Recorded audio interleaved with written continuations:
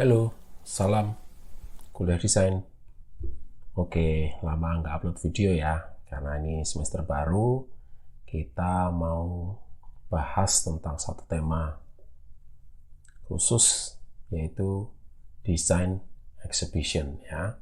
Kali ini kita akan bicara tentang desain exhibition. Ini sebuah bidang pekerjaan yang menurut saya ada di masa depan ya.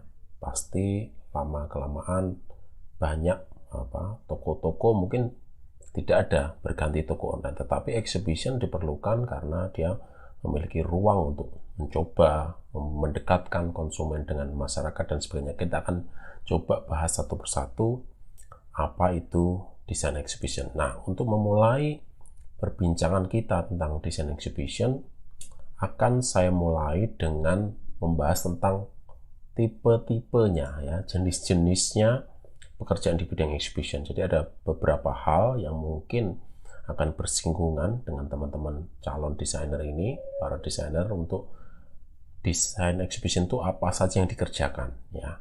Kita akan masuk ke yang pertama, cerita dulu nih sekilas ya. Tahukah teman-teman bahwa Eiffel Tower sejatinya itu adalah dimaksudkan untuk sebuah event pameran ya. Pameran temporer yang bernama Exposition Universelle tahun 1889. Jadi harusnya cuma dipasang tanggal 6 Mei sampai 31 Oktober tahun 1889. Jadi sebuah Eiffel Tower yang kita kenal sekarang untuk wisata, menarik banyak orang, itu ternyata sebenarnya adalah event temporer, hanya untuk event itu saja yang harusnya bisa dilepas lagi. Makanya bentuknya seperti itu, dengan logam, dengan skrup, itu karena supaya bisa dilepas. Jadi ciri-ciri exhibition sebenarnya adalah dia merupakan kegiatan temporer. Desain yang kita ciptakan itu temporer, tidak seperti arsitektur yang dipasang terus-menerus ya, selama-lamanya di situ, bahkan sampai dilindungi jadi heritage dan sebagainya. Tapi niat awal pameran exhibition atau desain exhibition itu untuk kegiatan temporer. Nah, salah satunya adalah untuk untuk Eiffel Tower ini yang harusnya untuk sebuah event temporer ya. Tetapi mungkin dengan pertimbangan tertentu, ada event-event yang lain juga akhirnya tidak dilepas ya, diteruskan ya. Nah, ini adalah salah satu contoh. Pameran berikutnya yang masih di Paris juga adalah pameran kolonial ya, tempat-tempat jajahan gitu, internasional juga di Paris. Ini mohon maaf tulisannya ini kurang ya, koloniale, harusnya ada i-nya ya, koloniale. Nah, ini di sana ternyata Indonesia itu sudah ikut pameran di situ ya, karena pameran negeri-negeri jajahan. Jadi Belanda mengirimkan Dutch Indie atau Hindia Belanda ya, pameran di sana juga dengan anjungan yang besar seperti arsitektur ya.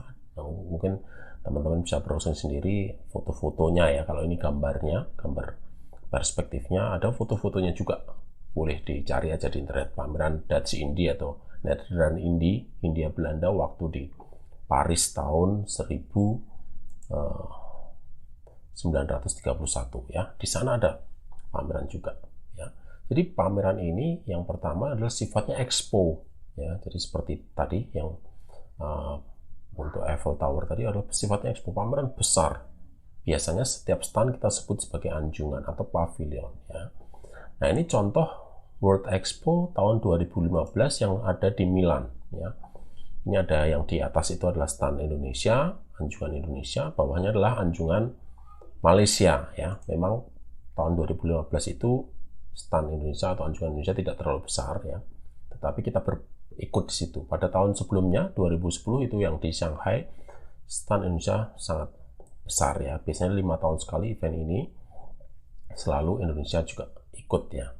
Ini kita bisa lihat mungkin 2015 trennya seperti itu. Jadi Indonesia dan Malaysia juga bentuknya memiliki kemiripan ya, dengan lengkungan-lengkungan, dengan kayu, sementara Indonesia dengan rotan ya, si Malaysia itu dari kayu ya.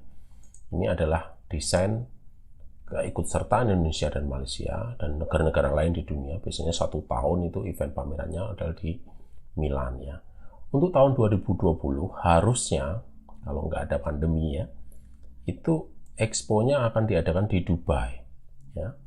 Ini adalah stand Indonesia dan juga anjungannya Malaysia, bentuknya seperti ini harusnya, tetapi kan karena ada masalah pandemi, jadi event ini di cancel sepertinya ya, jadi ini tidak dilaksanakan ya. Tetapi ini tipe exhibition yang pertama, yaitu expo ya. Kalau di World Expo biasanya itu sangat besar di bekas bandara misalnya ya, bandara tua gitu, setiap negara menghadirkan bangunan besar yang dalam satu tahun nanti akan dibongkar, 5 tahun lagi pindah ke negara yang lain lagi, kira-kira seperti itu. Jadi tipe yang pertama adalah expo. Nah, tipe yang kedua, ini yang paling sering jadi pekerjaan kita, yang rutinitas jadi pekerjaan kita sebagai exhibition designer adalah commercial exhibition atau trade show ya. Kalau tadi expo yang bersifat pariwisata, perdagangan dan sebagainya, ini fokus di trade show. Biasanya kita mengikutkan brand-brand ya.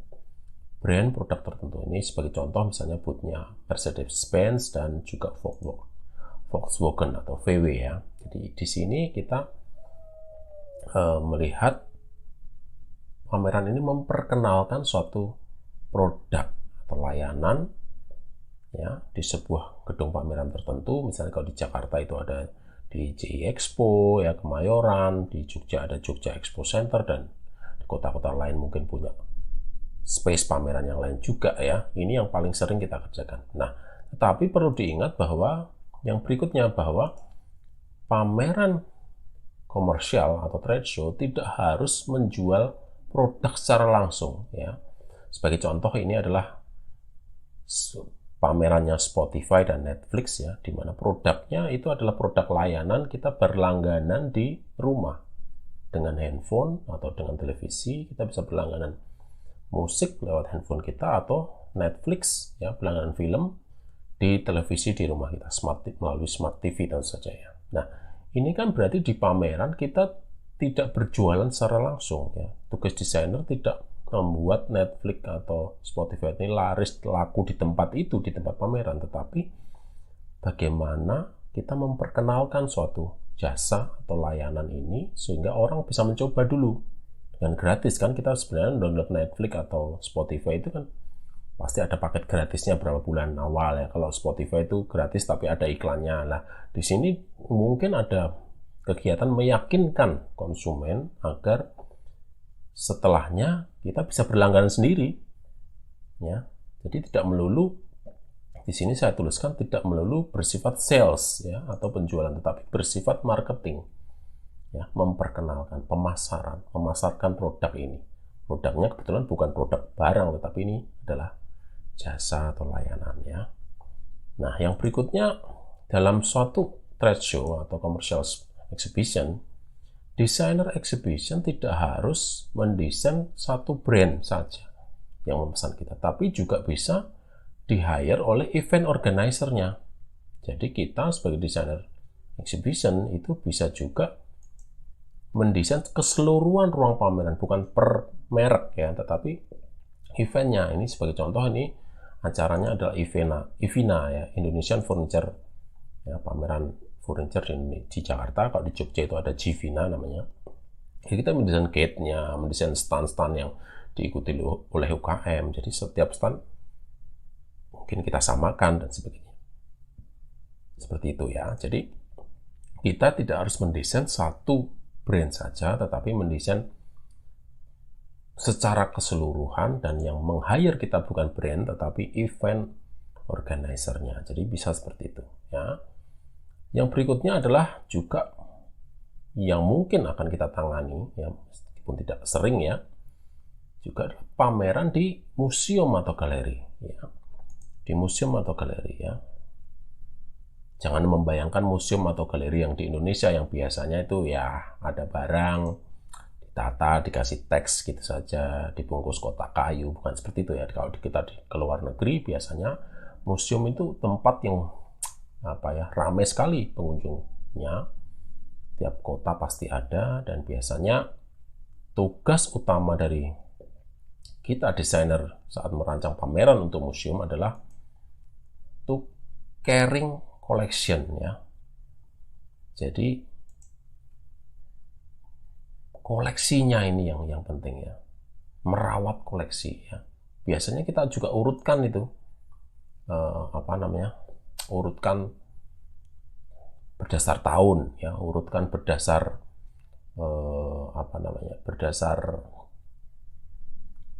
tanggal, lini masa, urutkan berdasarkan wilayah. Misalnya saya pernah di Hamburg, misalnya di suatu museum di Hamburg, itu pembagiannya berdasarkan kategori wilayah. Ini Asia, masa Asia, ini masa Eropa, ini produk-produk atau barang-barang dari Amerika, seperti itu. Ini kelompok, jadi berdasarkan barang misalnya. Ada juga berdasarkan waktu, dari tahun perjuangan, prasejarah ya, sampai merdeka, sampai membangun, sampai punya teknologi dan sebagainya. Jadi ada banyak sekali strategi kalau kita mendesain untuk sebuah pameran di museum atau galeri ya. Nah, yang berikutnya yang tak kalah menarik adalah pameran untuk heritage site ya. Ini unik ya, karena pamerannya adalah, misalnya saya pernah ke Amerika di sebuah kompleks tua gitu ya, namanya Deering Estates. Itu hanya ada rumah tua dan hutan lindung gitu. Nah, pamerannya mendesain apa gitu kan.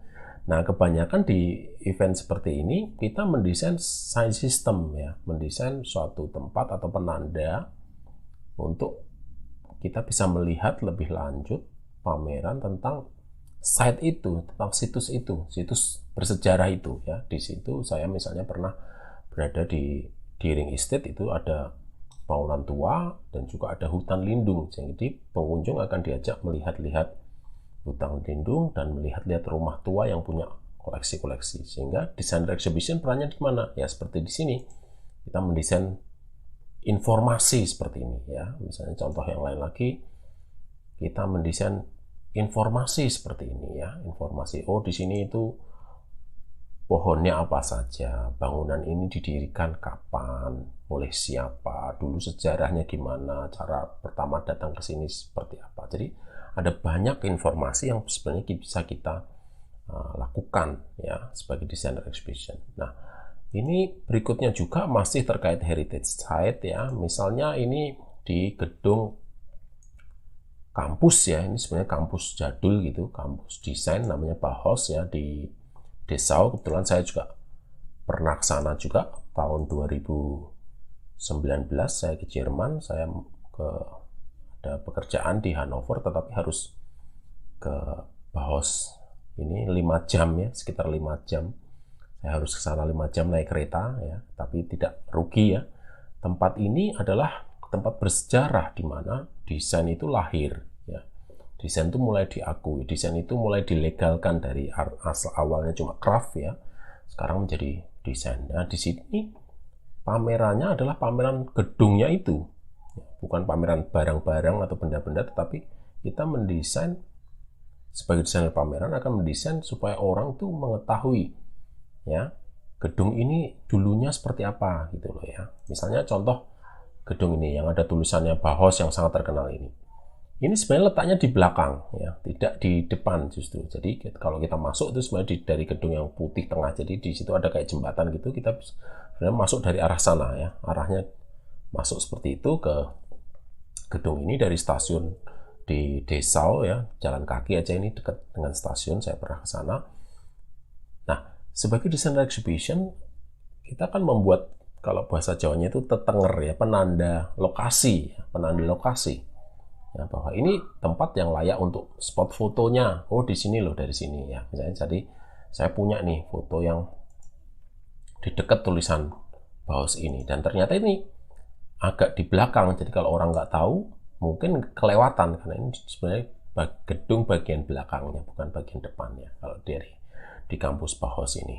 Nah itu ya, jadi dalam mendesain bangunan heritage atau situs heritage itu penekanannya berbeda, tidak seheboh dengan produk-produk yang tadi komersial ya. Yang berikutnya adalah tentang art exhibition ya. mendesain art exhibition. Ini contoh, ini foto saya lagi di Artjok, ini event Artjok. Nah, bedanya apa desainer pameran dengan artis yang berpameran?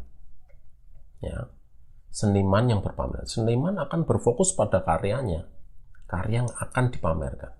Sementara kita sebagai desainer pameran atau desainer exhibition designer, kita akan mendesain supaya pameran itu bisa dikunjungi lebih banyak orang tanpa sekedar kita lihat nama-nama siapa saja yang pameran, tapi reputasi pameran itu seperti Artjok ini kan selalu didesain, misalnya depannya ya, bagian depannya itu selalu didesain khusus gitu, memiliki seperti gerbang atau seperti penanda yang membuat orang tuh percaya bahwa ini pameran bermutu, diikuti oleh seniman-seniman ternama, karyanya bagus-bagus, diseleksi dengan bagus. Ya, reputasi itu ditunjukkan lewat karya kita sebagai desainer exhibition, mendesain fasad bangunannya misalnya. Juga mendesain bisa juga dalamnya ya, misalnya di contoh yang berikutnya, selain ini yang Artjok ya, di contoh berikutnya ini contoh pamerannya Andra Matin ya, seorang arsitek ya. Pameran ini pameran karya-karya beliau dari zaman dulu sampai sekarang. Ada maket, ada foto dan sebagainya. Nah, tugas exhibition designer di sini adalah memunculkan karya-karya Pak Andra Matin supaya lebih naik ke atas ya.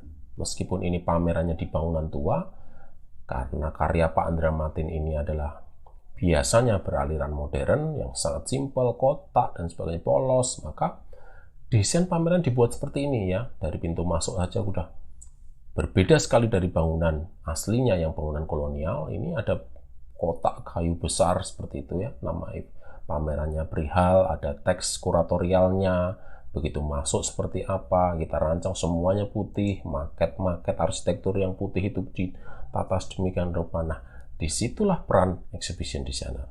Jadi exhibition designer memiliki peran penting di situ, mengangkat karyanya, juga mengangkat seniman yang berpameran di situ.